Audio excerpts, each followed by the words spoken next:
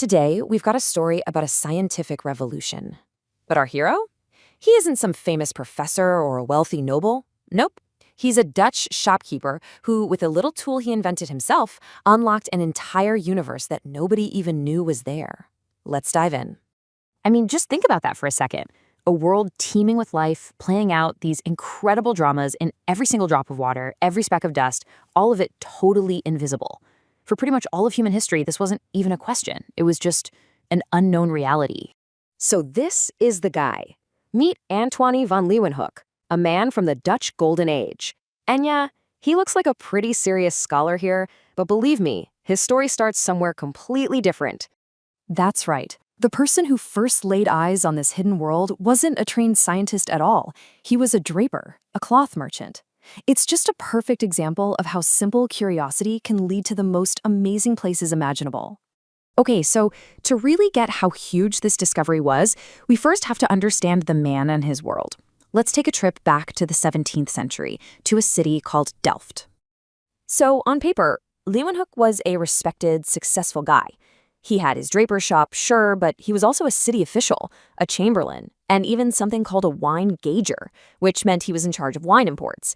But you know what title you won't find on that list? Scientist. He was pretty much entirely self-taught. His hometown, Delft, was this bustling center of art and business during the Dutch Golden Age. This was the world that made him, a place filled with artisans, merchants, and big thinkers, a place where being a meticulous craftsman was a really big deal. And get this, he lived in the same small city as the famous painter Johannes Vermeer. In fact, they were baptized just days apart. Leeuwenhoek was so well respected in town that when Vermeer passed away, he was chosen to be the executor of the painter's will. So how in the world does a cloth merchant become the father of microbiology? Well, it all started with his day job. He needed better magnifying glasses to check the quality of the thread he was selling. And when he couldn't find any that were good enough, he just figured, fine, I'll make them myself. The true genius of his method was just how simple it was. He wasn't trying to grind these huge, complicated lenses. Instead, he perfected this technique of heating and pulling glass to create these tiny, almost perfectly round lenses that were way, way more powerful than anything else that existed. And this is the device that changed everything. It's probably not what you're picturing. It's not some big brass tube. It's a tiny, handheld thing made of metal plates. You'd hold it right up to your eye and peer through that little lens at whatever you'd mounted on the pin. And the power of these little gadgets, it's thought his best ones could magnify things up to 500 times. 500! At the time, other scientists were lucky if they could get 30 or maybe 50 times magnification. This wasn't just a step forward, it was a quantum leap. Now, here's the crucial part. This amazing lens-making technique, it was his secret. He guarded it his entire life, which means he basically had a monopoly on exploring the microscopic world for decades. So now he's armed with this secret, almost magical technology. And what does he do? He starts looking at, well, everything. And in doing so, he crossed a threshold into a world no human being had ever laid eyes on before. A friend of his, a doctor named Reinier de Graaf, finally convinced him he needed to share his findings. So, in 1673, Leeuwenhoek started writing letters to the very prestigious Royal Society in London, describing the hidden structure of everything from bee stings and mold to the complex patterns inside a piece of wood. But his most mind-blowing discovery happened when he put a single drop of pond water under his lens. He saw it was swarming with tiny, moving creatures. He called them animalcules, which is Dutch for little animals. For the very first time, humanity was looking at single-celled life. Okay, but you can imagine, right? When you tell the world's top scientists that you've discovered invisible animals, not everyone is going to believe you. His discovery was about to face its biggest test yet, the skepticism of the entire scientific community. Yeah, the road to getting recognized was not exactly smooth.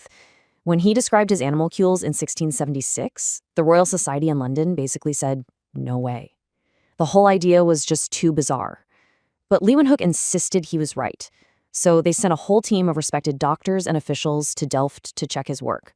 They looked through his microscopes and they were absolutely stunned. It was all true. And by 1680, the self-taught Draper was elected a full fellow of the Royal Society. And here's a little detail I just love about this guy.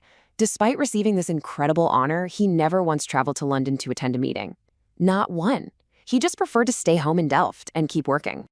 But if Leeuwenhoek wasn't going to go to the world came to him. Scientists, famous philosophers, even royalty, we're talking Peter the Great of Russia, they all made the trip to Delft just for a chance to look through one of his legendary microscopes. So what's the lasting impact of this curious shopkeeper? Honestly, it is no exaggeration to say that he gave the world an entirely new field of science. The list of things he saw first is just staggering. He was the first person to ever see bacteria, the first to see red blood cells, to describe spermatozoa, to watch blood flowing through tiny capillaries. Every single one of these was a massive breakthrough that became a foundation for modern biology and medicine. And his passion just never, ever faded. For 50 years, he sent this constant stream of letters to London, meticulously drawing and describing everything he saw. He was still writing them right up until he died at the age of 90. And this is why it all matters. Without Leeuwenhoek's little animals, there's no germ theory of disease, no understanding of bacteria or cells. His incredible curiosity literally opened the door to the microbial world that we now know is connected to pretty much all life on Earth. The story of Antonie van Leeuwenhoek is just this amazing reminder that sometimes the biggest discoveries can come from the most unexpected places. It really makes you wonder, doesn't it?